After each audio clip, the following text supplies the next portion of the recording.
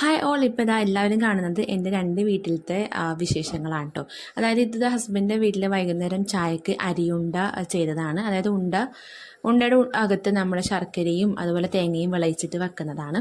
പിന്നെ അന്ന് അതാ വൈകുന്നേരം ക്രിസ്മസ് ആയതുകൊണ്ട് നമ്മൾ പ്ലം കേക്ക് മേടിച്ചിട്ടുണ്ട്. ഞാനൊക്കെ അത്യാവശ്യം പ്ലം കേക്കിൻ്റെ ആരാധികയാണ്.